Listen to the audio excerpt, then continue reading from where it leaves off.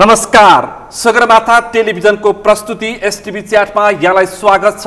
म सुनिल दाहाल। वैशाख 30 को स्थानीय तहको नतिजा लगभग सबै नै आइसकेको छ।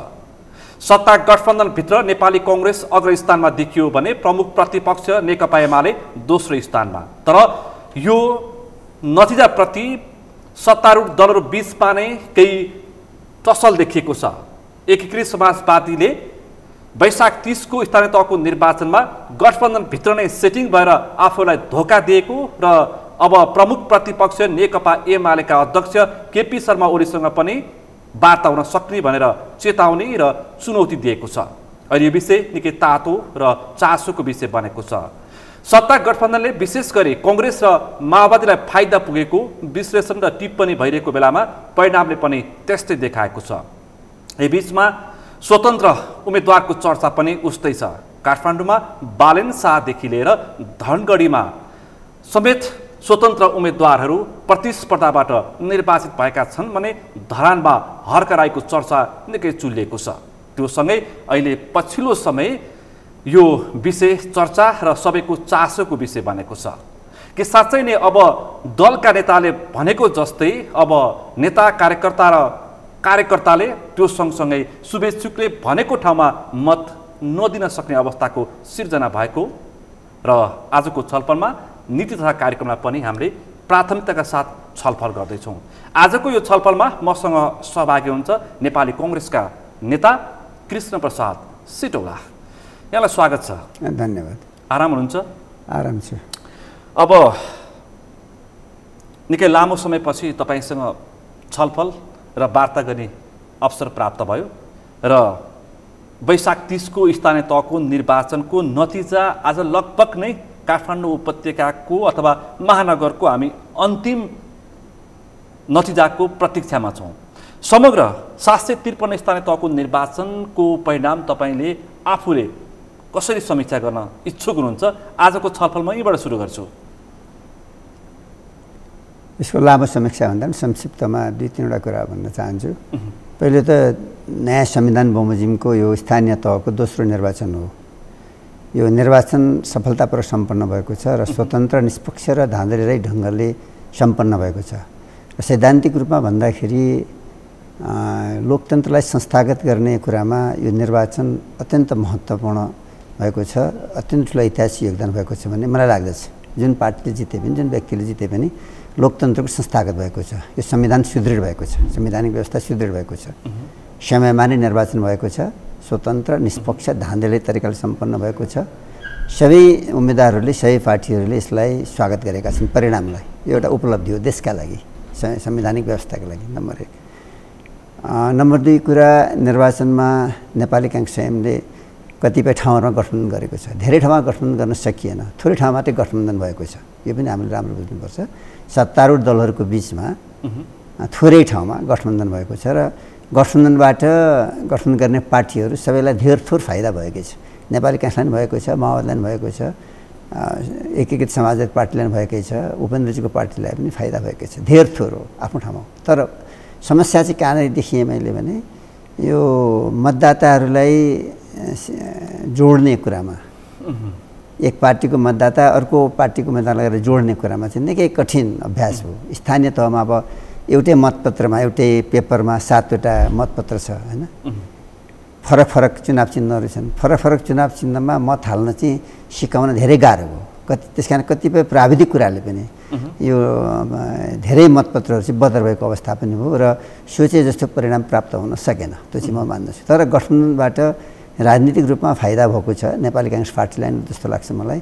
जस्तो कि नेपाली कांग्रेस पार्टीले फरक राजनीतिक विचार राख्ने दलहरूलाई पनि साथमा लिएर हिँड्न सक्छौँ भन्ने एउटा सन्देश यो निर्वाचनबाट नेपाली कांग्रेस दिन सफल भएको छ। माओवादी पार्टी यदि भिन्न राजनीतिक विचारधाराको पार्टी हो, फरक स्कुलिङबाट आएको, फरक शिक्षा दीक्षाबाट आएको पार्टी हो, त्यसलाई पनि साथमा लिएर नेपाली कांग्रेस पार्टी अगाडि जान सक्यो निर्वाचनमा पनि। त्यो एउटा महत्त्वपूर्ण उपलब्धि भन्ने लाग्छ। दोस्रो, स्वयं यो नेपालको कम्युनिस्ट आन्दोलनलाई, वामपन्थी आन्दोलनलाई लोकतन्त्रमा रूपान्तरित गर्ने एउटा मूल जिम्मा नेपाली कांग्रेस पार्टी के हो भन्ने मलाई लाग्दछ।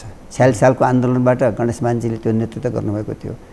62-63 आन्दोलनमा गिरिजाप्रसाद कोइरालाले त्यो नेतृत्व गर्नुभएको थियो कि कम्युनिस्ट स्कुलिङका पार्टीहरूलाई नेताहरूलाई कार्यकर्ताहरूलाई पनि शान्ति र लोकतन्त्रको मूलधारमा रूपान्तरित गरेर अगाडि लिएर जान सकिन्छ भनेर मान्यता स्थापित भएको थियो यताका दिनहरूमा हैन 62-63 को जनआन्दोलनमा तपाईको पनि महत्त्वपूर्ण भूमिका छ र त्यो मानिसहरूले बिर्सेका छैनन् एउटा अर्को पाटो छलफलको त्यसलाई मलाई के लाग्छ भने नेपाली कांग्रेस पार्टीले सहमति सहकार्य र एकताको आधारमा राष्ट्रसामु उपस्थित एजेन्डाहरूलाई सम्बोधन गर्न सक्छ है भन्ने एउटा सन्देश दिन पनि नेपाली कांग्रेस पार्टी सफल भएको छ। त्यसकारणले गठबन्धनको मूल राजनीतिक सफलता हो मेरो विचारमा।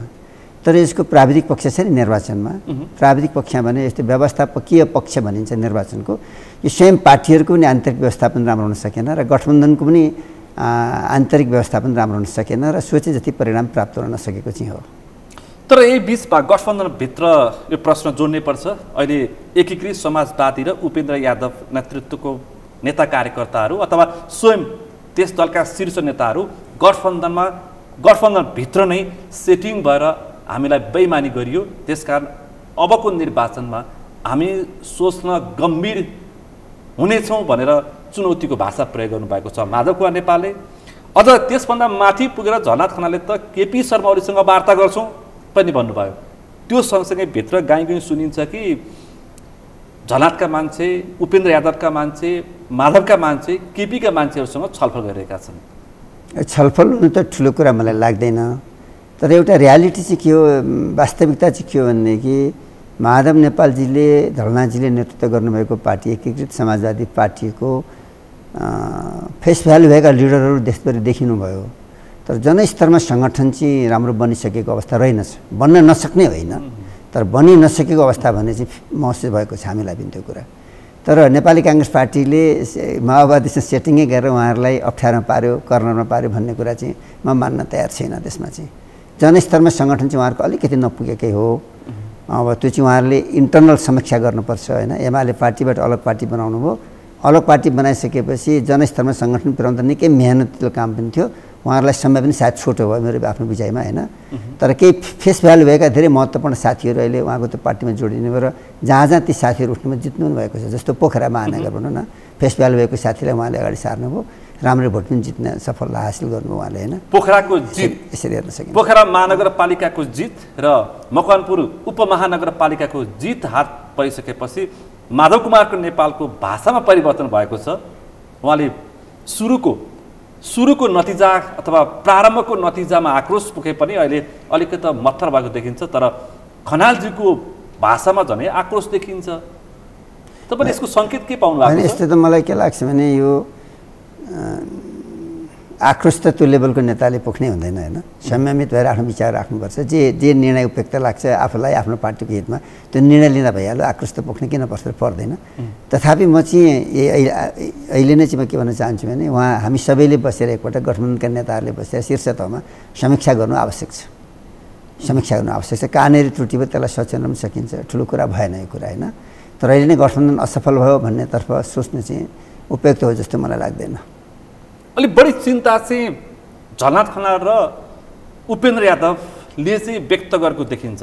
उपेन्द्रका मान्छेहरूले ओलीका मान्छेहरूसँग छलफल गरेको त सार्वजनिक रूपमै आइसकेको छ भनेपछि अब मान्छेले अर्को कोणबाट पनि आशंका सुरु गरेका छन् कि गठबन्धन के हुन्छ। मलाई के लाग्छ सायद उपेन्द्रजीको नि होला, मेरो भेट भएको छैन, म भर्खर 3 दिन मात्रै आएको, आफ्नै नेता साथीहरूसँग भेटघाट भइसकेको छैन होइन। मलाई के लागेको भने जस्तो वीरगञ्ज महानगरमा उहाँ सफल हुनुभयो, तर जनकपुरमा सफल हुनु भएन र विराटनगरमा उपमा दिनुभएको थियो, त्यहाँ पनि सफल हुनु भएन होइन। विराटनगरमा त उहाँको आफ्नै सुपुत्र हुनुहुन्थ्यो, त्यसैले उहाँलाई उपमेयरमा त्यसको अलिकति चोट पनि परेको हुन सक्छ। त्यसैले अलिकति मनमा परेको होला, तर त्यो नै उहाँको लागि ठुलो इस्यु बन्छ जस्तो लाग्दैन। स्वयं उनकै छोराले जो उपमेयर उठ्नुभएको थियो उहाँले वक्तव्यबाट एउटा म्याच्योर वक्तव्य मैले पाएँ कि मैले हार्दैमा यो गठबन्धन तोडिन्छ भन्ने कुरा होइन भनेर उहाँले बोल्नुभएको छ कि एउटा म्याच्योर अभिव्यक्ति उहाँको मैले पाएको छु होइन। त्यसैले एकपल्ट बसेर समीक्षा गर्नुपर्छ नि, प्रेस मार्फत नै किन यो असन्तुष्टि व्यक्त गर्नु पर्यो र अहिले पर्दैन। यी सार्वजनिक भएका ठुला नेताका अभिव्यक्ति अनि गठबन्धनभित्रका नेताहरूको यो पछिल्लो प्रतिक्रिया लाई समग्र मानिसहरूले समेटेर के भन्न थालेका छन् भन्दाखेरि वैशाखको अथवा यो वैशाखको नतिजालाई लिएर मङ्सिर या फागुनमा हुने केन्द्र र प्रदेशको निर्वाचनलाई प्रत्यक्ष असर पर्न सक्छ र गठबन्धनमा तलमाथि हुन सक्छ भनेर विश्लेषण गर्न थालेका छन् विश्लेषकहरूले। जस्तो यो उपेन्द्र अथवा थोरबहुत माधव नेपालको पार्टीका नेताहरूको जुन किसिमको असन्तुष्टि लिएर केन्द्र र प्रदेशको निर्वाचनमा यसले प्रभाव पार्न सक्छ भनेर विश्लेषकहरूले टिप्पणी गर्न थालेका हुन्, आशंका गर्न थालेका छन्। मलाई के लाग्छ भने यो नेपालको राजनीतिक विकासमा राजनीतिक दलहरूको एउटा संस्कृति एउटा संस्कार चाहिँ राम्रो के छ भने परस्परमा छलफल गरिराख्ने, कुरा गरिराख्ने। नेपाली काङ्ग्रेस एमालेकै नेताहरूको बिचमा छलफल छ, भेटघाट छ नि त, हुन्छ नि, यो ठुलो कुरा भएन यो होइन। र नेपालको समग्र राजनीतिक विकासमा अप्ठ्यारो पर्दा सङ्कट पर्दा सबै मिलेर पनि जाने एउटा राम्रो एउटा कल्चर नेपालको राजनीतिमा छ। काङ्ग्रेस एमाले माओवादी अन्य राजनीतिक दलको बिचमा एकता पनि छ कतिपय सैद्धान्तिक इस्युजहरूमा होइन, हामी मिलेर पनि जान सक्छौँ नि। एकदमै बायस एटिट्युड राखेर एकदमै पूर्वाग्रह राखेर एकअर्कालाई निषेधको राजनीति गर्नु आवश्यक पनि छैन नेपालको राजनीतिमा। र यो विगतका हरेक सङ्घर्षहरूले आन्दोलनहरूले र स्वयं संविधानले पनि त्यो निषेधको राजनीतिलाई आफै निषेध गर्दछ नि त होइन, मिलेर जाऊ है भनेर सन्देश त दिएको छ। जस्तो स्थानीय तहको निर्वाचन भन्छु म, स्थानीय तहको निर्वाचन भइसकेपछि त्यहाँ सत्ता पक्ष प्रतिपक्ष छैन, जो जिते पनि त्यो आफ्नो जितेको कुर्सिया थपक्क गएर बसेर मिलेर उनीहरूले काम गर्नुपर्छ। जस्तो एउटा इक्जाम्पल दिउँ तपाईँलाई म, काठमाडौँमा बालेन्द्रजी जित्दै हुनुहुन्छ नि त होइन, देखियो नि त होइन, उहाँ प्रमुख बन्नुभयो, तर उहाँको टिमको उहाँको पार्टीको उहाँको अरू उम्मेदवार साथीहरू त खासै जितेको कहीँ पनि देखिन्न। तर उहाँ प्रमुख नै हो र उहाँलाई सबैले सहयोग पनि गर्नुपर्छ र उहाँले सबैको सहयोग पनि लिनुपर्छ नि त होइन। र अनि नेपालको हामीले संविधान रचना गर्दा हामीले नै गरेको हो। केन्द्र र प्रदेशको सरकार सत्ता पक्ष र प्रतिपक्ष हामीले भनौँ संसदीय व्यवस्था अन्तर्गत होइन, बहुमतको सत्ता हुन्छ, अल्पमतको प्रतिपक्ष हुन्छ। तर स्थानीय तहमा हामीले निर्वाचनमा पार्टीहरू चुनाव लड्छन्, तर चुनाव लडेर गइसकेपछि मिलेर काम गर है भन्ने सन्देश छ त्यहाँ। त्यहाँ चाहिँ सत्ता पक्ष र प्रतिपक्ष गर है भन्ने छैन, त्यहाँ सत्ता पक्ष यो प्रतिपक्ष भन्ने हुँदैन, मिलेर काम गर है भन्ने छ नि। प्रमुख एकैजना जितेर जानुभयो, प्रमुखको कुर्सीमा बस्नुहुन्छ, अरू जति जितेर गए अरू 100% जिते पनि सबैले उहाँलाई सहयोग गर्नुपर्छ, उहाँले सबैको सहयोग लिन सक्नुपर्छ। त्यस कारणले स्थानीय तहको निर्वाचन एक त मिलेर जाऊ है भन्ने सन्देश संविधानले नै दिएको छ, कानुनले नै दिएको छ होइन। त्यसको ठ्याक्कै तुलना चाहिँ के छ भने प्रदेश र केन्द्रसँग गर्न पनि अलिकति मिल्दैन, त्यसमा चाहिँ फरक ढङ्गले जान्छ। स्थानीय तहको राजनीतिको परिवेश र केन्द्र र संसदीय के अरे केन्द्र र प्रदेशको राजनीतिको परिवेश चाहिँ फरक पनि हुन्छ र त्यसको हेर्ने दृष्टिकोण पनि फरक हुन्छ र त्यसको प्रतिस्पर्धा पनि फरक ढङ्गले विकसित हुन्छ। यो चाहिँ हामीले सोच्नु पर्दछ। अहिले बालेन्द्र शाहको चर्चा निकै छ, यति चर्चा छ कि तपाईँले समेट नसकेका ती भोटरहरूका बिचमा अलि धेरै चर्चा छ। मैले भन्न खोजेको युवा पुस्तामा नेपालको राजनीतिमा आकर्षण छैन र निराशा छ भन्ने जुन किसिमको टिप्पणी विश्लेषण तर्क वितर्क हुन्थ्यो, बालेन्द्र शाहको जितसँगै त्यसले मिथ्या साबित गरिदिएको छ। यति मात्र होइन कि धरानमा अर्कराई, धनगढीमा गोपी हमाल, अब कङ्ग्रेसकै बागी भए पनि राम्रो मान्छे जित्छ है भनेर जनकपुरमा अर्को प्रमाणित भएको छ। भनेपछि लगभग 300 वडासम्मको सदस्य हेर्दाखेरि 300 को हाराहारीमा स्वतन्त्र उम्मेदवारहरू प्रतिस्पर्धामा उत्रिएका छन् र जितेका छन्, जो कुनै पनि दलसँग आबद्ध पनि छैनन्। अब माथि केन्द्रबाट तिमीहरूले यहाँ भोट हाल्नुपर्छ, हाल्नै पर्छ भनेर तपाईँले भन्दाखेरि पनि मान्ने अवस्था चाहिँ देखिएन है। यो मलाई चाहिँ के लाग्छ भने नि, यो तपाईँले काठमाडौँ महानगरको निर्वाचनको प्रसङ्ग जोडेर अन्त केही जोड्दै हुनुहुन्छ मलाई सोद्धा होइन। बैतडीमा पनि मलाई बैतडीको गाउँपालिकामा समेत स्वतन्त्र उम्मेदवार विजयी भएको छ, उसले त ओडा समेत आफ्नो प्यानल जिताएर देखाइदिएको छ। कहिलेकाहीँ संसदकै निर्वाचनमा पनि स्वतन्त्रले जित्छन् नि, ठुलो कुरा होइन। यो उदाहरणहरू त्यति ठुला उदाहरण होइनन् कि। मलाई के लाग्छ त्यहाँ भन्नुहुन्छ भने नि, अहिलेको सबैभन्दा च्यालेन्ज मैले चाहिँ देखेको के हो भने राजनीतिक दलहरूले, खास गरी राष्ट्रिय राजनीतिक दलहरूले, नेपाली काङ्ग्रेसले, एमाले लगायतका दलहरूले, अरूले पनि आफ्नो आन्तरिक व्यवस्थापन राम्रो गर्न नसकेको चाहिँ हो भन्ने मलाई लाग्छ।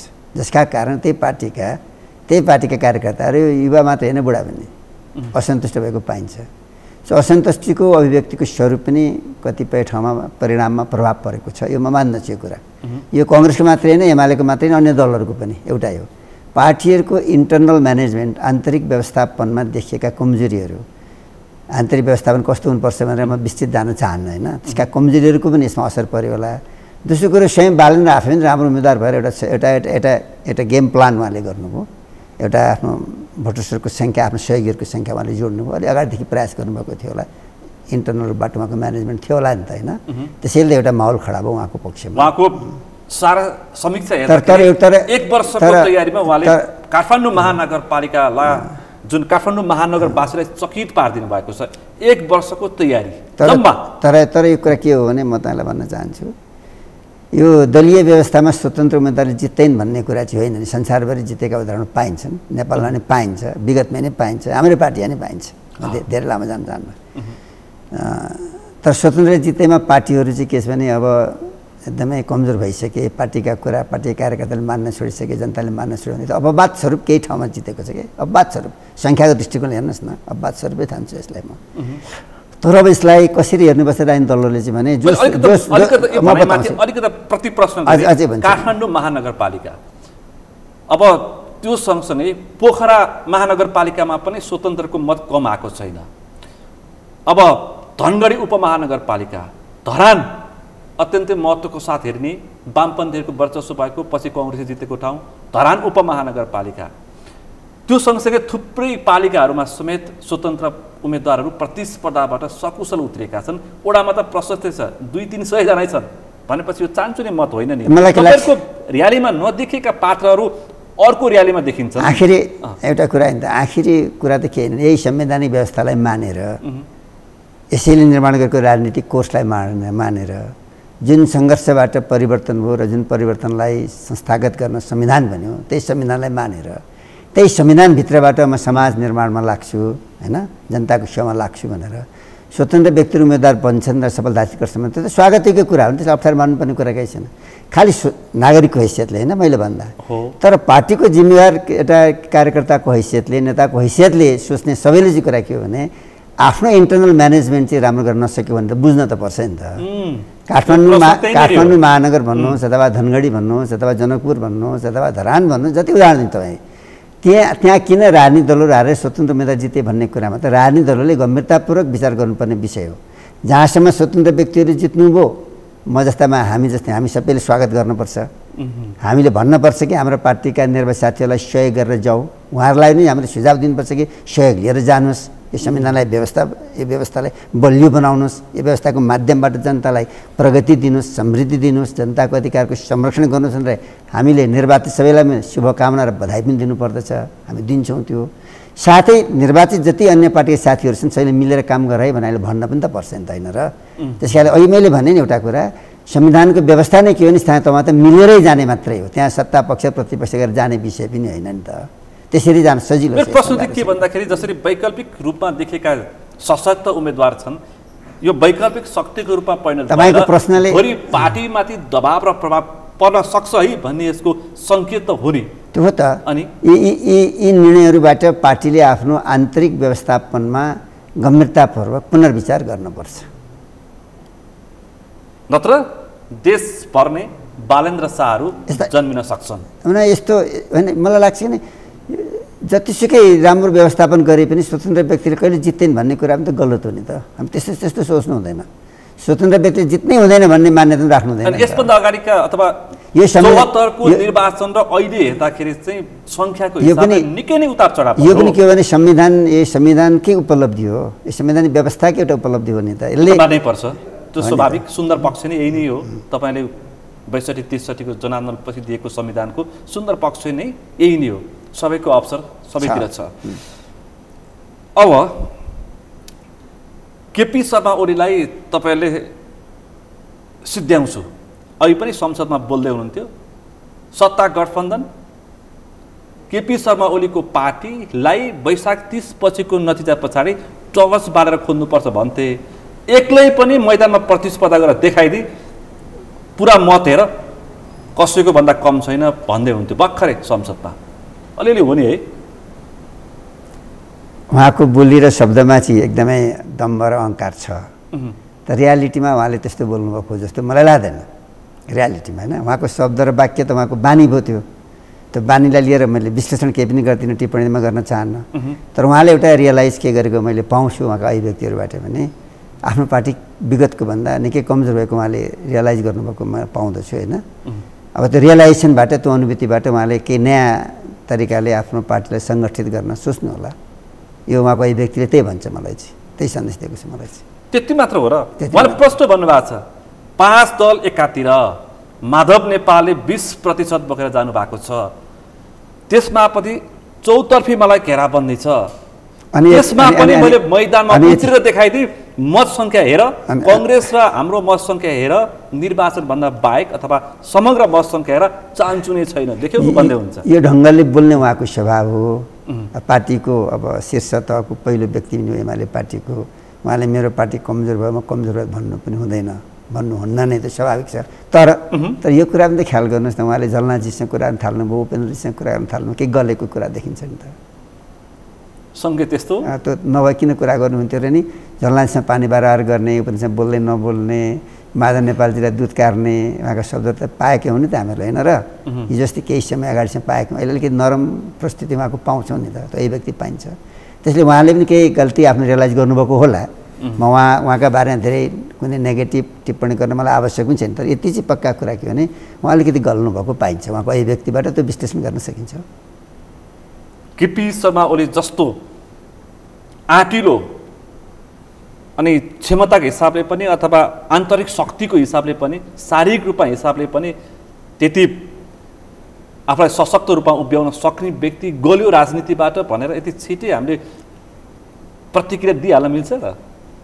होइन, यो कस्तो कुरा भने त यहाँको को कति बलियो को कति ताकतिलो भन्ने कुरा त विश्लेषण गर्दा कसैले नै आफूलाई कमजोर ठानेर पार्टीको नेतृत्व लिएको हुँदैन, राजनीति गरेको हुँदैन।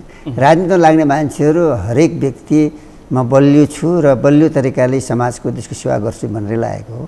अहिले देखेका यी समकालीन दलका नेताहरू जति साथीहरू छन् हुनुहुन्छ होइन, सबै साथीहरू बलियो नै हुनुहुन्छ, आफ्नो विचारमा, आफ्नो सिद्धान्तमा, नीतिमा, आफ्नो पार्टीमा बलियो नै हो नि। ओलीजी नि बलियो हो, शेरबहादुर नि बलियो हो, प्रचण्डजी नि बलियो, फर्स्ट म्यान हुन् पार्टीका सबै होइन, पहिलो व्यक्तिहरू नै हुन्। उहाँले आफ्नो पार्टीलाई गति दिनका लागि, आफ्नो पार्टीलाई जनतामा स्थापित गर्नका लागि, जनताको विश्वास, जनताको आस्था बटुल्नका लागि त हरमदर प्रयास गर्नुपर्छ। त्यही प्रयास स्वरूप ओलीजी बोल्दै हुनुहुन्छ, तर परिणामले उहाँलाई अलिकति गलाएको छ भनेको त उहाँ गल्नुभएको व्यक्तिगत भनेको होइन, परिणामले एमाले पार्टीको शीर्ष तहलाई अलिकति गलाएको छैन, त्यति मात्रै कुरा हो। केपी शर्मा ओलीलाई गलाउने क्रममा मङ्सिरको अथवा फागुनको वरिपरि हुने निर्वाचन अझै कति सशक्त हुन सक्छ? त्यहाँ फेरि व्यक्तिगत जान्दैन, व्यक्तिगत नबन्नु न, एमालेका सबै नेतालाई अलिकति चेत खुलेको छ जस्तो लाग्छ मलाई। त्यसरी हेर्नुहोस् न कुरा, मङ्सिरको निर्वाचनमा, केन्द्र र प्रदेशको निर्वाचनमा अझै धेरै केपी शर्मा ओलीलाई तपाईँहरू कति गलाउन सक्नुहुन्छ? अझ केपी शर्मालाई कति गलाउने अथवा एमाले कति गलाउने भन्दा पनि नेपाली काङ्ग्रेस पार्टी कति आफू सशक्त हुने भन्ने कुरामा निर्भर गर्छ नि त। हाम्रो पार्टीले आफ्नो इन्टरनल आन्तरिक व्यवस्थापन कति बलियो पार्न सक्छौँ, हाम्रा निर्णयहरू कति पारदर्शी र जिम्मेवार बनाउन सक्छौँ, कति हामीले हाम्रै नेता कार्यकर्तालाई हाम्रो निर्णयले सन्तुष्टि दिन सक्छौँ, हामी आफ्नै गुठमा रमाउँछौँ, आफ्नै निजी स्वार्थमा रमाउँछौँ अथवा पार्टीको सर्वोपरि हितमा लाग्छौँ र पार्टीको सर्वोपरि हित भन्दै आफ्नो स्वार्थ सिद्ध गर्नबाट लाग्छौँ कि त्यसलाई छोडेर माथि उठेर यो पार्टीलाई समग्रमा देशप्रति राष्ट्रप्रति समर्पित गराउन सक्छौँ, त्यसमा निर्भर गर्ने विषय हो। त्यसैले आगामी दिनमा छोटो समय छ, धेरै समय छैन, हामीलाई छोटो समय हामीले गर्ने समीक्षा, हामीले लिने नीतिगत निर्णय, हामीले बनाउने चुनावी रणनीतिगत निर्णय, चुनावी व्यवस्थापन समग्र विषयमा भर पर्दछ। त्यसकारण अर्को कमजोर भएर म भन्छु अर्को कमजोर भएर हामी बलियो हुन्छु भन्ने कुरा मेरो विश्वास छैन। हामी आफै बलियो हुनुपर्छ, अर्कालाई कमजोर पाएर आफू बलियो हुने कि आफै बलियो भएर अगाडि जानुपर्छ। र बलियो हुनका तीनवटा कुराहरू छन्। स्वयं पार्टी आफैभित्र सङ्गठित हुनुपर्छ, एकताबद्ध हुनुपर्छ, अनुशासित हुनुपर्छ, समय सापेक्ष यसले एजेन्डाहरू निर्माण गर्न सक्नुपर्छ, निजी स्वार्थबाट माथि उठ्न सक्नुपर्छ। सबैले नम्बर 1 पार्टीको इन्टरनल व्यवस्थापनमा पार्टीले गर्ने निर्णयहरू, पार्टीले बनाउने उम्मेदवारहरू मा न्याय भएको देखिनुपर्छ, विवेक भएको देखिनु पर्दछ होइन, एउटा। दोस्रो कुरो, नेपाली काङ्ग्रेस पार्टी अन्य राजनीतिक दलहरूलाई पनि साथमा लिएर हिँड्न सक्छ, सहमति सहकार्य एकताको राजनीति बोकेर हिँड्न सक्छ। राष्ट्र निर्माण गर्ने अभियानमा नेपाली काङ्ग्रेस पार्टीको छाती फराकिलो छ भनेर हामीले यो जुन गठबन्धनको प्रश्न छ नि तपाईँको, त्यसलाई बरकरार कायम राखेर जान सक्छौँ। हामीले कायम राख्दै अरूले छोड्छन् पनि अलग कुरा हो, तर स्वयं हामीले पनि छोड्न हुँदैन। हामीले कसैलाई धोका दिन हुँदैन। अरू कसैले हामीलाई छोडेर जान्छ भनेदेखि हामीलाई धोका हुन्छ हुँदैन त भन्न चाहन्न, तर हामीले चाहिँ धोका दिन सङ्केत चाहिँ तपाईँले कति पाउनु भएको छ? तपाईँ राजनीतिमा हामी त छोड्दैनौँ, हामी छोड्दैनौँ, राजनीतिमा अलिक कुशल नेताको रूपमा तपाईँ हामी छोड्दैनौँ, देखिनुहुन्छ? हामी छोड्दैनौँ, म आफ्नो पार्टीको हाम्रो आफ्नो जिम्मा लिन सक्छु, हामी छोड्दैनौँ। उहाँले छोड्ने नछोड्ने उहाँहरूको कुरा हो, हामी छोड्न चाहँदैनौँ। हामी त अझ योभन्दा माथि उठेर भन्दा पर पुगेर अझ माथि उठेर भन्न पर शब्द नमिल्ला, अझ माथि उठेर राष्ट्रलाई समग्रमा समृद्धि दिने कुरामा एक स्वतन्त्र स्वाभिमान नेपालको समग्र रूपले आर्थिक प्रगति दिएर आम नेपाली जनतालाई समृद्धिको अभियानमा अगाडि लैजाने कुरामा सबै राजनीतिक दलहरूसँग मिलेर एउटा साझा राष्ट्रिय एजेन्डा बनाऊ भन्ने पक्षमा पनि काङ्ग्रेस पार्टीले लिडिङ गर्नुपर्छ भन्ने मेरो त आफ्नो मान्यता हो। तपाईँ यस्तो धारणा राख्नुहुन्छ? तपाईँ केही पार्टीभित्रका गगन शेखरहरूको पछिल्लो प्रतिक्रिया तपाईँले सुन्नुभएको छ? हामीले एक्लै वैशाख 30 को निर्वाचनमा प्रतिस्पर्धा गरेको भए अझै पनि 50-60 सिट बढी आउन सक्थ्यो, यसमा नेतृत्वले गल्ती गर्यो, तपाईँले पनि सुन्नुभएको छ? तपाईँले मेरा साथीहरूको नाम लिएर भन्नु, मैले खासै सुनेको छैन, म भर्खर 3 दिन भयो आएको, म आफ्नै जिल्लातिर सञ्चार माध्यममा प्रशस्तै समाचारहरू आएका छन्, म आफ्नै जिल्लातिर थिएँ होइन, म फेरि आम्ने सामने कुरा नभइकन धेरै यो कुरा नभइकन डिस्कसन नभइकन छलफल नभइकन अन्यत्रबाट सुनेको कुरामा धेरै भर गर्दिनँ आफ्नो पार्टीका साथीहरूको बारेमा खास गरिकन। एउटा मात्रै इक्जाम्पल दिन चाहन्छु, आखिर विराटनगर महानगरमा गठबन्धन भएर त काङ्ग्रेस जितेको छ, शेखरजीकै नजिकको पात्र हुनुहुन्छ, शेखरजी नजिक हामी सबैको नजिक काङ्ग्रेस, नागेश कोइराला काङ्ग्रेसको कार्यकर्ता हुन्, पार्टीको जिम्मेदार मान्छे हुन्, त्यसमा केही फरक छैन होइन। चर्चा अमृत अर्यालको थियो, उहाँले टिकट प्राप्त गर्नुभयो, व्यक्ति कसो भनेर सबैलाई थाहा छ, अहिले यो खुला समाज छ, पार्टीले उम्मेदवार बनाइसकेपछि अब पार्टीको भन्नुपर्छ, दायाँमा सोच्नु पनि हुँदैन बोल्नु पनि हुँदैन, कम्तीमा जतिको मान्छेले होइन।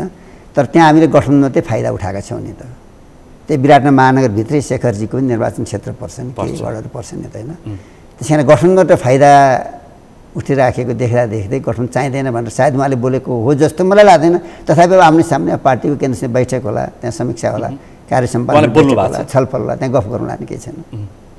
उहाँले बोल्नु एउटा स्वाभाविक के सुन्नुभएको जस्तो के भने स्वाभाविक लोकप्रिय एउटा कुरा के हो भने आफ्नै सिद्धान्त नीति कार्यक्रम लिएर काङ्ग्रेस अगाडि जानुपर्छ, कसैसँग मिल्नु हुँदैन भन्ने कुरा स्वाभाविक लोकप्रिय नीतिगत रूपमा सिक्यो नि त, स्वाभाविक रूपबाट पार्टीका कार्यकर्तालाई खुसी पार्ने विषय हो, तर परिणाम प्राप्त नहुने विषय नै यहीँनिर छ नि त होइन। त्यस कारण अलिक यसलाई हामीले ध्यान दिएर विचार गर्नुपर्छ।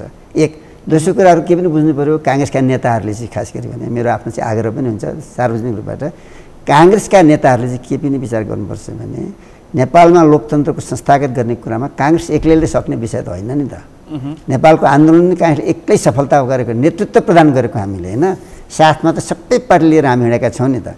नेपाली काङ्ग्रेस पार्टीले देशलाई समग्रमा अगाडि बढ्नको लागि सबैलाई साथमा लिएर हिँड्न सक्छ है भन्ने सन्देश जनतामा दिइराख्न सक्नुपर्छ, यो चाहिँ काङ्ग्रेस सफलता हुन्छ। काङ्ग्रेस पार्टी आवश्यकता एमालेलाई लिएर हिँड्न सक्छ, माओवादीलाई लिएर हिँड्न सक्छ, मधेसी दलहरूलाई लिएर हिँड्न सक्छ, अथवा मधेसी दल भन्ने पनि रहेन, जनता समाज जाति दल राजपा आदि जे होस् सबै राजनीतिक दलहरूलाई नेपाली काङ्ग्रेस पार्टी निश्चित एजेन्डामा आधारित भएर शान्ति, लोकतन्त्र, समृद्धि र एक स्वतन्त्र स्वाधीन नेपालका मूलभूत एजेन्डामा आधारित भएर जनताको हितमा, सर्वाधिक जनताको हितमा सबै पार्टीलाई लिएर नेतृत्व दिन सक्छ भन्ने सन्देश काङ्ग्रेस पार्टीले दिने हो भने काङ्ग्रेस पार्टीका नेताहरूले सानो चित्त गर्नु आवश्यक छैन। तर फेरि उहाँहरू अब मङ्सिरको निर्वाचन, केन्द्र प्रदेशको निर्वाचनमा सत्ता गठबन्धनभित्र पुनर्विचार गर्न पर्छ र काङ्ग्रेस सकेसम्म एक्लै प्रतिस्पर्धामा उत्रिनुपर्छ भनेर सार्वजनिक कार्यक्रम बोल्दै आउनु भएको छ। छलफल हुन्छ त्यो उहाँहरूको बोलीमा कति दम छ त्यो त केन्द्र कार्य समितिको छलफलबाट थाहा हुन्छ नि त। अहिले मैले दम त उहाँले बोलेको भनेदेखि उहाँको लागि उहाँको बोली दम होला नि त, यो त आफ्नो आफ्ना विचार हुन्, भोलि केन्द्र समिति छलफल हुन्छ यो विषय। मेरो आफ्नो विचार त भनिसकेँ नि त मैले तपाईँलाई। पक्कै पनि तपाईँको कङ्ग्रेसमा अहिले शेरबहादुर देउवा र कृष्णप्रसाद सिटौलाको चोसोमिसो मिलेको छ, त्यसकारण तपाईँको भनाइले पनि ठुलो महत्त्व राख्छ। ना मेरो चोसोमसो सबैसँग मिल्छ, क्या चोसोमसो भन्ने शब्द चाहिँ गडा खोजेको शब्द खोज्नु हो अहिले, तर कुरो मिल्छ। तर म इस्यु बेस्ड पोलिटिक्स गर्नुपर्छ सबैले भन्ने मान्यता गर्दछु होइन। समय बमोजिम, परिस्थिति बमोजिम, देशको हितमा, लोकतन्त्रको हितमा, जनताको हितमा विचारहरू उठाउनुपर्छ र मिल्ने साथीहरूसँग मिलेर जानुपर्छ भन्ने मान्यता मेरो रहन्छ होइन र त्यस कारणले अहिले नेपाली काङ्ग्रेस पार्टी बलियो बनाउनुपर्छ भन्ने कुरा त सबैको एकमतै छ नि त। शेरबहादुरलाई सबैले सहयोग गरेको छ, म मात्रै सबैले सहयोग गरेको छ, शेखरजीको पनि सहयोग छ, महामन्त्री गगनजीको पनि सहयोग छ, सबैको सहयोग छ शेरबहादुरलाई। असहयोग मैले कसैको देखेको छैन, पुरै सहयोग देखेको छु मैले। यो वैशाख 30 को स्थानीय तहको निर्वाचनमा पार्टीभित्र यसभन्दा अगाडि कङ्ग्रेसमा थुप्रै सुनिन्थ्यो अन्तर्घात भन्ने शब्द, यसपटक चाहिँ कति प्रतिशत कङ्ग्रेसले अन्तर्घात बेहोर्नु पर्यो? प्रत्येक निर्वाचनमा यो कुरा सुन्नुपर्छ कङ्ग्रेसजनहरूबाट। यसपटक यो कङ्ग्रेस एमाले सबैतिर भयो अलिअलि। एमाले पार्टीमा पहिले हुँदैन थियो, यसपालि एमाले पनि त्यसको शिकार भएको छ ठाउँ ठाउँमा। त्यो त केपी शर्मा ओलीले हिजो संसदीय दलको बैठकमा भनिसक्नुभयो हो, हिजै भनिसक्नुभयो। उहाँले के भन्नु भन्दाखेरि यो चाहिँ के हो, यो रोग कङ्ग्रेसमा यो अन्तर्घात अब हामीमा सर्यो, म चिन्तित छु। यो अन्तर्घात चाहिँ के हो भने तपाईँको पहिले त पार्टी केन्द्रले उचित व्यवस्थापन गर्न सक्दा हुने असन्तुष्टिको कारण धेरै देखिन्छ।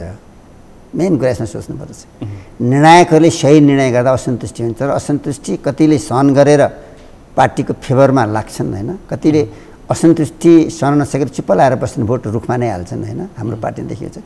कतिले असन्तुष्टि खप्न नसकेर आक्रोशको रूपमा अभिव्यक्त गर्दछन् र त्यो अन्तर्घातको शब्दमा पुग्दछ त्यो होइन। तर हामीले नेपाली काङ्ग्रेस पार्टीले बडो समीक्षा गर्न जरुरी छ। मैले बारम्बार शब्द दोहोऱ्याएको छु, आन्तरिक व्यवस्थापन। आन्तरिक व्यवस्थापनमा काङ्ग्रेस पार्टीले एकपल्ट गम्भीरतापूर्वक विचार गर्नुपर्छ र अन्तर्घातै नहुने खालको निर्णय कसरी गर्न सक्ने हो त्यसतर्फ गम्भीर हुनुपर्छ। किन भन्दाखेरि त्यो प्रश्न उठाउनै पर्छ। भरतपुरमा जगन्नाथ पौडेल भुइँकट लिएर प्रतिस्पर्धामा उत्रिनु भयो, उहाँ तपाईँहरूको जिम्मेवार नेता। उता जनकपुरमा त निर्वाचित नै हुनुभयो, उहाँले निर्वाचित भइसकेपछि म काङ्ग्रेस कार्यकर्ता हो, मलाई कङ्ग्रेस दलले भोट हालेर जिताएको, म कङ्ग्रेस हो भनिरहनु भएको छ। अब तपाईँले स्वीकार्नुहुन्छ कि स्वीकार्नुहुन्न त्यो आफ्नो ठाउँमा छ। थुप्रै यस्ता ठाउँमा पार्टीहरू देखिए। बुझेँ, तपाईँले भनेको कुरा मान्दैछु। पार्टीले निर्णय गरिसकेपछि त्यो निर्णय मान्नुपर्दछ। पार्टीको निर्णय पार्टीका कार्यकर्ताहरू अउल्लङ्घनीय हो, उल्लङ्घन गर्न मिल्दैन। पार्टीको निर्णय विपरीत प्रतिस्पर्धामा गरेर जितेर आएकालाई के भन्नुहुन्छ? पार्टीको स्वीकार हुन्छ? मलाई अहिले तत्काल कठिन छ। यो बिस्तारै समीक्षाको विषय बन्ला, बिस्तारै समीक्षाको विषय बन्ला, तत्काल त्यति सजिलो म देख्दैन। जो साथीहरू पार्टीको निर्णयमा चित्त नबुझेर उम्मेदवार बन्नुभयो, जित्नुभयो, ती साथीहरूको रगतमा त काङ्ग्रेस नै छ, त्यो त स्वाभाविक हो। जितेको 24 घण्टा नबित्दै म कङ्ग्रेस हो, मलाई कङ्ग्रेसमा पर जान सक्छ। उठ्दैखेरि पनि उहाँको राजनीतिक विचार भन्ने कुरा, राजनीतिक संस्कार भन्ने कुरा त एकै रातमा बन्दैन नि त होइन र। तर निकै लामो अभ्यासबाट संस्कार बनेको हुन्छ, राजनीतिक संस्कार, दलीय संस्कार होइन, लोकतन्त्रको संस्कार निकै लामो अभ्यासबाट बनेको हुन्छ होइन। बागी उठे पनि, स्वतन्त्र उठे पनि, राजनीति गरे पनि पार्टीको संस्कारबाट उहाँहरू मुक्त त हुनुहुन्न, पार्टीको संस्कार अलग त हुनुहुन्न। त्यसैले पार्टीप्रति गर्व गर्नु, पार्टी कार्यकर्ता भन्नु स्वाभाविक हो उहाँहरूको कुरा होइन। तर त्यसलाई कसरी पार्टीले चाहिँ के नै व्यवस्थापन गर्न सक्छ त, कसरी त्यसलाई वेलकम गर्न सक्छ भन्ने कुरा त पार्टीको आन्तरिक समीक्षाको विषय त हो नि त, गम्भीर समीक्षाको विषय हो यो।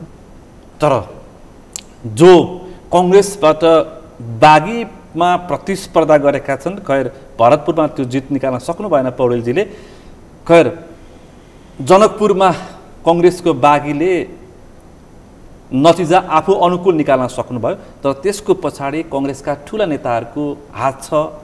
ती बागी उम्मेदवारको पछाडि दुईटा दृष्टान्त दिन्छु म।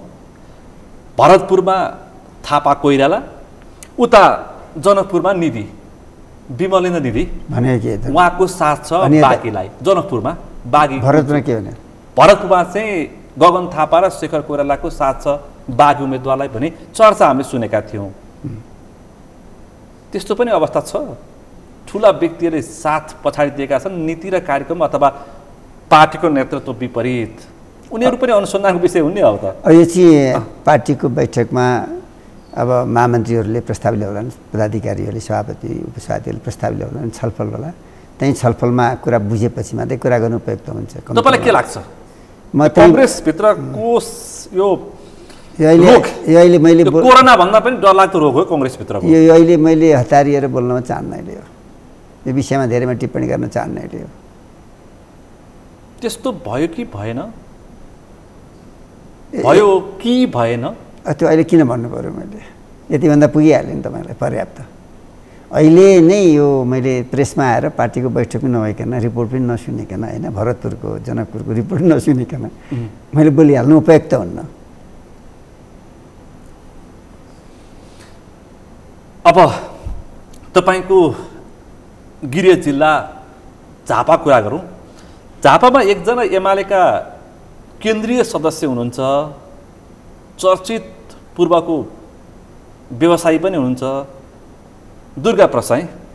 उहाँ अब मङ्सिरमा चुनावको प्रतिस्पर्धा गर्ने रे, प्रतिनिधि सभाको प्रत्यक्ष तपाईँसँगै भिड्ने रे, अनि मत चाहिँ भोट चाहिँ तपाईँको अथवा श्रीमती भाउजू माइजू सबैको मत उहाँले पाउने रे। तपाईँको हालत उहाँले झापामा त्यस्तो भइसकेको हो भने उहाँ यस्तो नि त पहिला दुर्गा प्रसाई कुन पार्टीबाट उठ्ने हो? उहाँ नेकपा एमालेको एमालेबाट उठ्ने। केपी शर्मा ओलीले नेतृत्व गरेको पार्टीले उहाँलाई टिकट दिँदैछ अरे।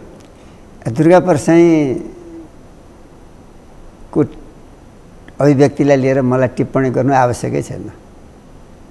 यति धेरै चर्चा छ, केपी शर्मा ओलीको साथको साथ हुनुहुन्छ, प्रमुख प्रतिपक्ष नेकपा एमालेको अध्यक्षको साथ दाहिने हात हुनुहुन्छ, झापामा उहाँको त्यत्रो चर्चा छ। दाहिने हात देब्रे हातमा के हो त्यो केपी ओलीजीले जान्नुहुन्छ? पैसा छ उहाँसँग। पैसा त अब छैन, अर्काको ढुकुटी मैले कसरी हेर्ने होइन? उहाँ आफै छ भन्नुहुन्छ। अब म यति नै मात्रै भनौँ, दुर्गा प्रसाईजीको बारेमा म कुनै टिप्पणी नै गर्न चाहन्न।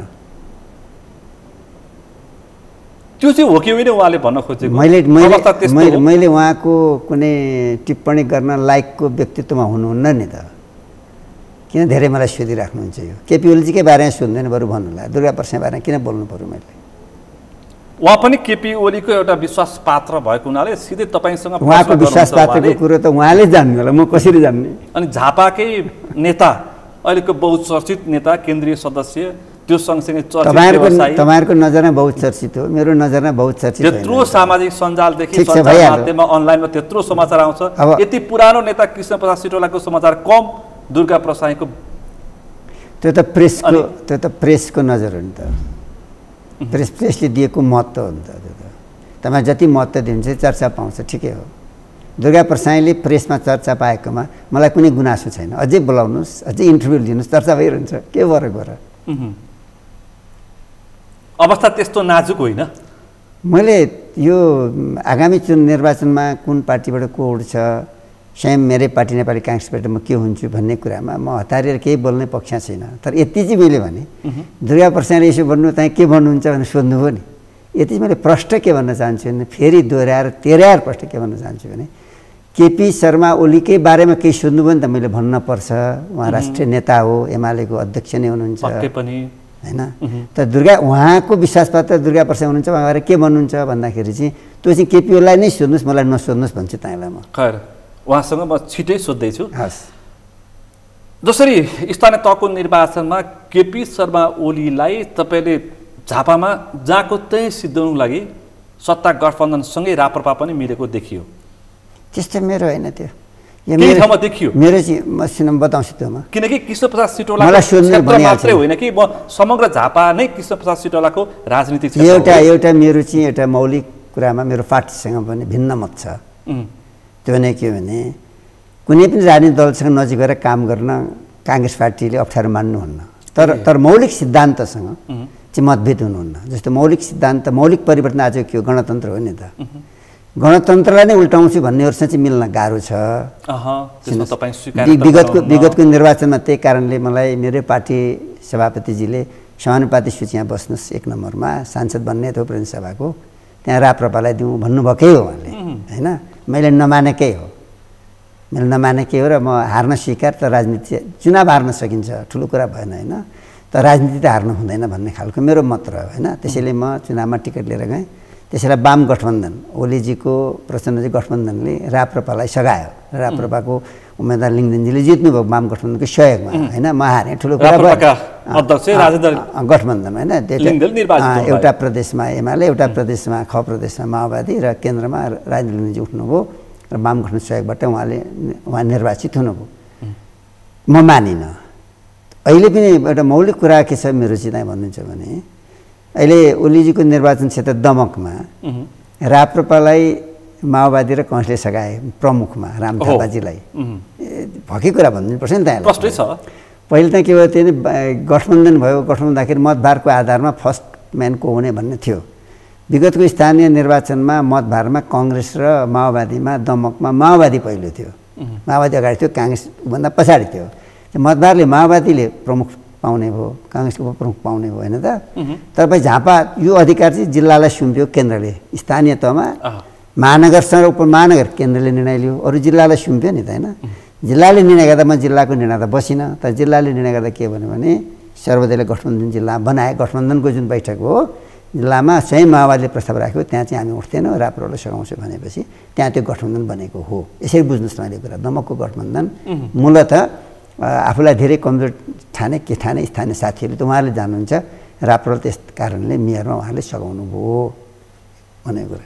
तर अन्त त्यस्तो होइन। तर फेरि थापाका फेरि अन्त ठाउँहरूमा त्यस्तो होइन। फेरि त्यही अर्को कुरा के त्यस कारण यो ओलीजीसँग एकदमै बायसनेस राखेर भएको भन्ने कुरा कम्तीमा नै मसँग चाहिँ लागु हुँदैन। म चाहिँ मौलिक फरक राख्न चाहन्छु। मौलिक मेरो अन्तर छ। गणतन्त्रै नरुचाउनेहरूसँग मिलेर जान सकिन्न, हुँदैन भन्ने मेरो चाहिँ मत हो। मेरो मत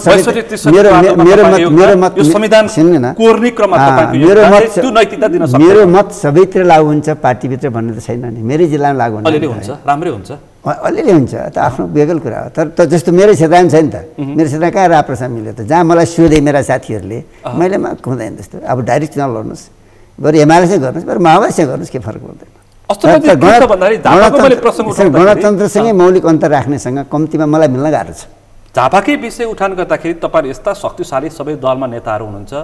केपी शर्मा ओली त्यहीँ, विश्वप्रकाश त्यहीँ, कृष्णप्रसाद सिटवाल त्यहीँ, राम कार्की त्यहीँ।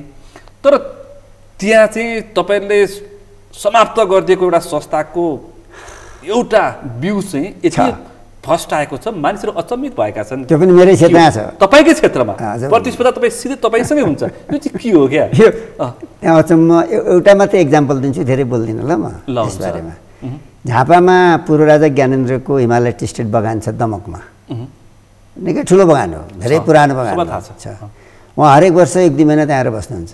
वर्ष मात्रै न, 2-3 महिना पुग्नुहुन्छ। यस अझै पहिला बढी थाहा छ। उहाँ बस्नुहुन्छ त्यहाँ होइन, उहाँको आफ्नो सम्पत्ति हो, निजी सम्पत्ति, बस्न पाउनुहुन्छ। अनि उहाँ कहीँ जानुहुन्न। 1.5 वर्ष अगाडि मेरो निर्वाचन क्षेत्र, मेरो सबैको झापा 3 नम्बर क्षेत्रको पृथ्वीनगरमा उहाँ जानुभयो हिमानी ट्रस्टको एउटा कार्यक्रम लिएर, राप्रपाको एउटा कार्यक्रममा।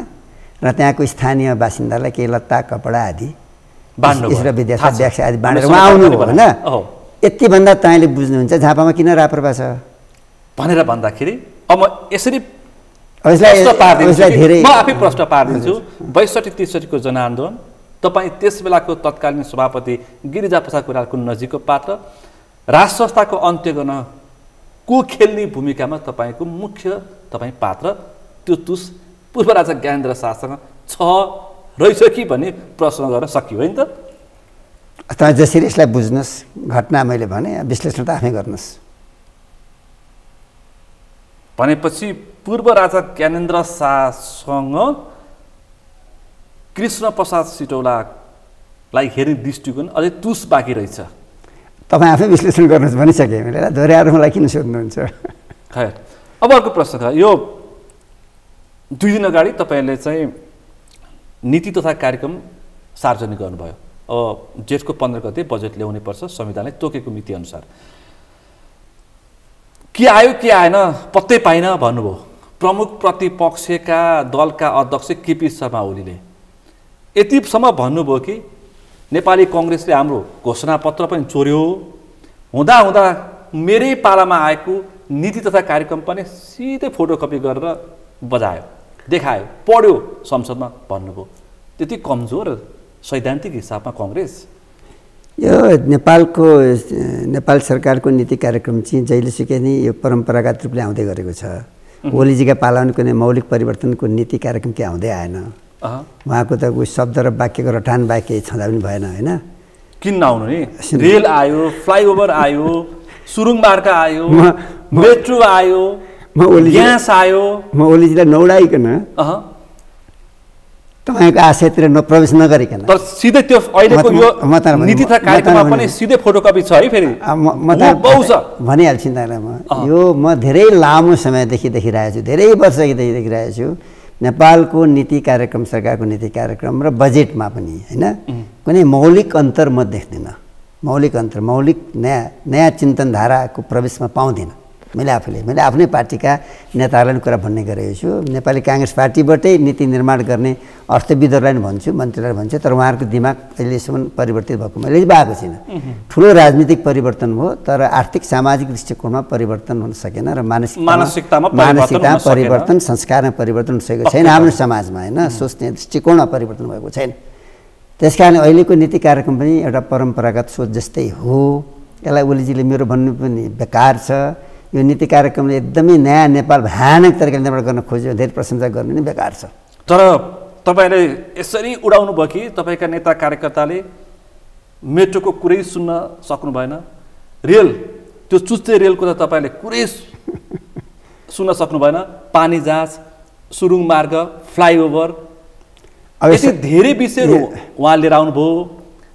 त्यसबेला तपाईँले मजाले उडाइदिनु भयो। ठट्टा गर्छन् केपी ओली, आँसुका पात्र हो। अब फेरि नीति कार्यक्रममा मैले भन्नै पर्छ, उहाँले आज संसदमा बारम्बार दोहोऱ्याउनु भएको छ, मेरो फोटोकपी गरे चोरे भनिरहनु भएको छ। त्यो प्रश्न गर्नु पर्यो नि। केपी शर्मा ओली नेकपा एमालेको अध्यक्ष, प्रमुख प्रतिपक्षले आरोप लगाइसकेपछि तपाईँको जतिको नेतालाई मैले प्रतिप्रश्न गर्नुपर्छ है। ओलीजीको रेल, ओलीजीको पानी जहाज, ओलीजीको फ्लाइओभर, ओलीजीको सुरुङ मार्ग आदि इत्यादि सबै ओलीजीलाई गरिखान दिनुहोस्। चारवटा बजेट उहाँले ल्याउनु भयो, फुल बजेट। गएको निर्वाचनपछि वाम गठबन्धनको जबरजस्त झन्डै 2/3 भयो। पछि दुईवटा कम्युनिस्ट पार्टी मिलेर कम्युनिस्ट पार्टी एउटा कम्युनिस्ट पार्टी बन्यो। त्यसको उहाँ प्रधानमन्त्री बन्नुभयो। संसदमा सङ्ख्याको दृष्टिकोणले अत्यन्त ठुलो शक्तिशाली पार्टीको उहाँ प्रधानमन्त्री बन्नुभयो। उहाँको 4 वर्षको कार्यकाल नेपालको इतिहासमा नेपाललाई युगान्तकारी आर्थिक परिवर्तन गर्ने कार्यकाल हो। कुनै पनि प्रधानमन्त्रीले त्यति लामो कार्यकाल नेपालको शासनमा बस्ने मौका पाएको छैन। तपाईँ राम्रो ख्याल गर्नुहोस् यो कुरा होइन। 4-4वटा बजेट एउटै प्रधानले ल्याएको नेपालमा केपी ओली मात्रै हुनुहुन्थ्यो। तर ती कुनै पनि बजेटले नेपाललाई आर्थिक रूपबाट आम नेपाली जनतालाई सकारात्मक प्रभाव पर्ने गरी युगान्तकारी परिवर्तनका कुनै लक्षणहरू दिन सकेन, कुनै ढोका खोल्न सकेन, नयाँ ढोका होइन। अब यताका दिनमा आएर अहिलेको बजेटबाट त मैले भनेको छु, पहिल्यै शेरबहादुर प्रधानमन्त्री हुँदैखेरि मैले के भनेको छु भने यो सरकार चाहिँ बाध्यात्मक एउटा परिस्थितिमा बनेको सरकार मात्रै हो। योसँग धेरै एक्सपेक्टेसन, आशा नै मेरो छैन। एउटै मात्रै आशा छ, यसले निर्वाचन गरोस्, स्थानीय निर्वाचन, केन्द्रको निर्वाचन, प्रदेशको निर्वाचन, र त्यो निर्वाचन स्वतन्त्र होस्, निष्पक्ष होस्, धाँधली रहित होस् र संविधानको कार्यान्वयनमा एउटा उल्लेख्य योगदान दिन सकोस्, राजनीतिक कार्यान्वयनमा भन्ने मात्रै हो। अब चुनावको अन्तिम वर्षमा आएर आउने बजेट दीर्घकालीन रूपका नयाँ योजनाहरू आउँदैनन् नै, किनकि यसको समय नै रहन्न। अब 5 महिनामा मात्रै सरकार अहिलेको परिस्थिति भनेको 5 महिनासम्मका लागि मात्रै भन्ने सोचे पनि हुन्छ हामीले। त्यसपछि नयाँ पार्लियामेन्ट आउला, नयाँ सरकार बन्ला होइन, परिस्थिति बेग्लै हो। त्यस कारणले अहिलेको नीति कार्यक्रमबाट धेरै ठुलो अपेक्षा गर्नु पनि त हाम्रो सोचाइको मूर्खता हुन्छ नि। अर्को प्रश्न गरी यो गठबन्धनको नाममा महिलाहरूको प्रतिनिधित्व चाहिँ सट्टै घट्यो, त्यसमा तपाईँहरू किन ध्यान? यसलाई हामीले गम्भीरतापूर्वक विचार गर्नुपर्छ। यो गठबन्धनमा चाहिँ किन महिलाहरूको प्रतिनिधित्व कम भएकै हो, म मान्छेको कुरा रियलाइज गर्नुपर्छ। पार्टीहरूले आगामी स्थानीय चुनावमा जाँदाखेरि चाहिँ गठबन्धन गर्ने हो भने त्यहाँ निश्चित एउटा मापदण्ड हामीले बनाउनुपर्छ, ताकि महिलाको आगामी स्थानीय तहको निर्वाचन त अब 5 वर्ष पछाडि, अब सङ्घ र केन्द्र र प्रदेशको निर्वाचनमा चाहिँ के गर्नुहुन्छ? त्यसमा त अनिवार्य बाध्यता गरेकै छैन। हरेक पार्टीले 33% महिला निर्वाचित गरेरै पुर्याउनुपर्छ। अब डाइरेक्ट पुर्याउँछन् कि समानुपातिक पुर्याउँछन्, संसदमा पुर्याउनै पर्छ। त संविधान व्यवस्था छ। सुटलज्यू, अहिले तपाईँ र म छलफल गर्दाखेरि यो मूल्य वृद्धि चाहिँ अचाक्लिने भयो। यो त अत्यन्तै दयनीय अवस्था भयो। मुलुक यस्तो आर्थिक सङ्कटमा छ, तपाईँले कति गम्भीर रूपमा लिनुभएको छ। मैले थुप्रै अर्थविदहरूसँग कुराकानी गरिसकेँ। आज मात्रै पूर्व गभर्नरसँग मैले बिहान छलफल गरेको थिएँ, हिजो पनि गरेको थिएँ, अस्ति पनि गरिरहेको छु। उहाँहरूले चिन्ता व्यक्त गरेको श्रीलङ्काको दृष्टान्त पेश गरेर त्यस्तो चिन्ता व्यक्त गरेका छन् उनीहरूले। त तपाईँहरू चाहिँ किन चिन्ता व्यक्त गर्नुहुन्न, किन चिन्तित हुनुहुन्न? सबै चिन्तित छौँ हामी पनि सबै चिन्तित छौँ। यो मुलुक रहेको तपाईँको प्रश्न एकदम समय सापेक्ष पनि छ। यो वास्तवमा संविधान जारी भएपछि लगत्तैदेखि भन्छु म, नेपालको अर्थतन्त्रमा एउटा नयाँ कोर्स निर्माण गर्न सक्नु पर्थ्यो। नेपालका राजनीतिक दलहरूले, नेपालको सरकारले एकदमै नयाँ कोर्स निर्माण गर्न सक्नु पर्थ्यो। भविष्यमा आउने चुनौतीहरूलाई ख्याल गरेर अगाडि नै अग्रिम रूपबाट निर्णयहरू लिन सक्नु पर्दथ्यो होइन, त्यो गर्न सकेन, कुनै पनि सरकारले गर्न सकेनन्। र अहिलेको सरकारको त म सम्भवै देख्दिनँ गर्न सक्ने। त्यस कारणले एउटा भयानक सङ्कट चाहिँ आर्थिक रूपले नेपाललाई पर्ने खतरा मैले देखेको छु। त्यसबारेमा अझै पनि नेपालका सबै राजनीतिक दलहरू एक ठाउँमा बसेर यो आर्थिक सङ्कटको सामना गर्नका लागि सबै राजनीतिक दलहरू एक ठाउँमा बसेर यसमा सरोकार राख्ने, यसका गाथाहरूलाई एक ठाउँमा राखेर छलफल गर्नु आवश्यक छ। पक्कै पनि त यस्तो अवस्थामा पनि कुनै एउटा यो कुनै एउटा राजनीतिक दलको कारणले अथवा कुनै एउटा व्यक्ति अथवा प्रधानमन्त्री र मन्त्रीको कारणले मात्रै यो अर्थतन्त्रमा सुधार ल्याउन सक्ने स्थिति छैन। यो एउटा आर्थिक सम्भावित आर्थिक सङ्कट, सम्भावित भन्नु पर्यो, सम्भावित आर्थिक सङ्कट नेपालको यिनी भन्छु यसको नेतृत्व एउटा ठुलो दलको एउटा जिम्मेवार नेता काङ्ग्रेसले गर्नुपर्छ। काङ्ग्रेस मानव काङ्ग्रेसभित्र पनि एकजनाले लिँदाखेरि आजैबाट कृष्ण प्रसाद सिटौलाले लिँदाखेरि केही पनि फरक पर्दैन। ठिक हो भन्नु, किनकि देश जोगिनु पर्यो। हेर्नु त पेट्रोलियम पदार्थको मूल्य वृद्धि, खाने तेलको मूल्य वृद्धि, विद्युतबाट देश चलाउँछौँ भन्छौँ हामी, पेट्रोलियम पदार्थको यस्तो हालत छ, खाने तेलको यति महँगीको छ, खाद्यान्न वस्तुको उस्तै सबै महँगी बढेको छ भन्नु न। समग्रमा सर्वसाधारण जनतालाई अत्यन्त कष्ट भएको छ। श्रीलङ्कामा त ठाउँको ठाउँ नेतृत्व, नेता, कार्यकर्ता अथवा कर्मचारीलाई ठाउँको ठाउँ नै जनताले लखेटेको त तपाईँलाई थाहा छ। अब के गर्ने? अन्तिममा छु म। नेपालका भाषामै जनताले बुझ्ने भाषामा सरकारले नेपालका राजनीतिक दलहरूले नेपालका अर्थविदहरूलाई एक ठाउँमा राखेर समग्रमा समीक्षा गर्नुपर्छ, पुनरावलोकन गर्नुपर्छ। नेपालको अर्थतन्त्रका सन्दर्भमा तत्काल हुन्छ गर्नुपर्छ। अब गर्नुपर्छ भन्दा पनि अब अगुवाई सरकारले नै लिनुपर्छ यसको। सरकारको नेतृत्व गर्ने पार्टी नेपाली काङ्ग्रेसले नै लिनुपर्छ यसको। अन्तिम एउटा प्रश्न गर्छु। अहिलेको निर्वाचनलाई मैले समग्र रूपमा एकमुष्ट समीक्षा गर्दाखेरि गठबन्धनभित्र काङ्ग्रेसको हैसियत यति, माओवादीको यति उत्साहित भएको छ कि माओवादी त यो जित पछाडि त अब गत भएको छ माओवादी, अलिकता कुण्ठा एमालेमा छ, अनि बालेन शाहहरू पनि जन्मिन्छन् भन्ने तपाईँले अपेक्षा गर्नुभएको थियो? होइन, स्वतन्त्र व्यक्तिले ठाउँ ठाउँ चुनाव जित्न सक्छन् भन्ने कुरो स्वाभाविक रूपमा लिएको थिएँ मैले त। यो ठुलो कुरा होइन। महानगर उपमहानगरपालिकामा यहाँ मैले सोचेको थिइनँ, नसोचेको कुरालाई म कल्पना गर्दा यहाँ मैले सोचेको थिइनँ कि बालेन्द्र शाहले जित्नुहुन्छ भन्ने कुरो। यहाँ मलाई त सृजनाले नै जित्नुहुन्छ लागेको थियो मलाई त। त्यो स्वाभाविक हो, तपाईँ काङ्ग्रेसको नेताले भन्नुपर्छ। अनि माओवादीको अवस्था यस्तो हुन्छ, यो अहिले यो परिणामबाट राजनीतिक दलहरू कोही हौसिने काम पनि छैन, कोही अत्तालिने काम पनि छैन। ओहो, माओवादीको तपाईँले सुन्नु भएको छैन? होइन, म माओवादीले भन्न चाहन्छु, काङ्ग्रेस, माओवादी, एमाले, अरू कुनै अन्य दल स्वतन्त्र कसैले पनि हौसिने काम छैन। निर्वाचन सम्पन्न भयो, खुसी सबैले माने हुन्छ, साझा खुसीको रूपमा अब केन्द्र प्रदेशको निर्वाचनमा प्रचण्ड र वर्षमान देउवा र प्रचण्ड मिलेर के गर्छ त उहाँहरूको कुरा हो कि। मेरो कुरा चाहिँ के हो भने स्थानीय निर्वाचन सम्पन्न भयो, काङ्ग्रेस, एमाले, माओवादी, अन्य दल सबैले खुसी मान्नुपर्छ, साझा रूपमा यो संविधानको कार्यान्वयन ठिक ढङ्गले भएको छ भन्ने कुरामा। स्वतन्त्र तरिकाले दलले जित्नुभयो, स्वतन्त्र मद्दतले जित्नुभयो, उहाँले अवसर पाए। अब सबैलाई मिलाएर सबैसँग मिलेर जनताको हितमा काम गर्नुपर्छ भन्ने कमिटमेन्टका साथ उहाँहरूले काम थालनी गर्नुपर्छ। हामी सबैले उहाँलाई सहयोग गर्नुपर्छ, प्रोत्साहित गर्नुपर्छ राम्रो काम गर्नका लागि, जनताको हितमा काम गर्नका लागि। र अन्तिम कुरा चाहिँ के हो त मेरो भन्नुहुन्छ भने चुनावको परिणामबाट कोही हौसिने काम पनि छैन, कोही अत्तालिने काम पनि छैन, सबैले खुसी माने हुन्छ अहिलेलाई एकपटकलाई। अब पार्लियामेन्टको चुनावमा, प्रदेशको चुनावको प्रतिस्पर्धामा पार्टीहरू आफू जुट्न थाले भयो। 4-5 महिनापछि चुनाव छ, यसलाई धेरै टाढा लानु मूर्खता हुन्छ, मङ्सिरपछि लानु मूर्खता हुन्छ। फेरि भन्दैछु, कति कुरा सुन्दैछु, मङ्सिरपछि लाने कुरा पनि आउँछ होइन। मेरो आफ्नो सुझाव प्रष्ट छ कि 5 वर्षभित्रै निर्वाचन गर्नु सबभन्दा चुनावमा यो 5 दल मङ्सिरको केन्द्र र प्रदेशको निर्वाचनमा सँगै हुन्छ, सँगै गठबन्धन सँगै लाने प्रयास हामी गर्छौँ। ढुक्क हुने अवस्था चाहिँ छैन। ढुक्क हुने अवस्था चाहिँ तपाईँले धेरै प्रश्न सोधिसक्नु भयो नि त, भेटघाट भएको छैन कुरा। अब अन्तिम एउटा प्रश्न गर्छु, किनकि तपाईँले प्रश्न गर्ने पर्छ। त्यहाँ राजेन्द्र लिङ्गदेल हुनुहुन्छ कि झापामा। अब केन्द्र र प्रदेशको निर्वाचनमा समानुपातिकमा राजेन्द्र लिङ्गदेलले ठुला दललाई ठाउँको ठाउँ ठिक पार्छन् भनेर फेरि सुरु भएको छ। अहिले यो युवाले ठिक पारे ठुला दललाई, अब लिङ्गदेलले ठिक पार्छन् भनिरहेछन्। कसले भनेको? उहाँले भनेको अरूले पनि भनिरहेछन्। त्यस्तो समानुपातिकमा विशेष गरी त्यस्तो भोट बढेको त देख्दिनँ म, र आगामी चुनावले बताइहाल्छ नि। झापाकै मत सङ्ख्या हेर्दा पनि त्यस्तो भोट बढेको म देख्दिनँ होइन। म धेरै टिप्पणी गर्दिनँ, धेरै कुराहरू नकोट्याउनुहोस् मलाई। तर राप्रपाले अरू पार्टीलाई ठिक गर्छ भन्ने कुरा राप्रपाकै नेताले भन्नु त स्वाभाविक, उहाँले आफ्नो पार्टीको हितमा बोल्नै पर्छ लिङ्गदेनजीहरूले होइन। तर हामीले उहाँले भन्नुभयो भनेर त्यस्तो अप्ठ्यारो मान्नुपर्ने कठिनाइ मान्नुपर्ने कारण चाहिँ म देख्दिनँ। जसरी स्थानीय तहको निर्वाचनमा स्वतन्त्रहरू आए त्यसरी अब प्रदेश र केन्द्रमा आउने सम्भावना देख्नुहुन्छ? बहुत मुस्किल छ। अब केही आउन सक्छन्, जस्तो अहिले पनि एकदम थोरै सङ्ख्या हो नि त्यो त होइन, त्यस्तै थोरै केही सङ्ख्या हुनसक्छ, तर पार्टीहरू नै आउने हो। हस् त, आफ्नो व्यस्त समय उपलब्ध गराइदिनु भयो र अहिलेका चर्चामा रहेका विषय प्रसङ्गमा स्पष्ट रूपमा आफ्नो जवाफ दिनुभयो। यो समय र सम्वादको लागि विशेष रूपमा आभार व्यक्त गर्न चाहन्छु तपाईँलाई। धन्यवाद। जय नेपाल।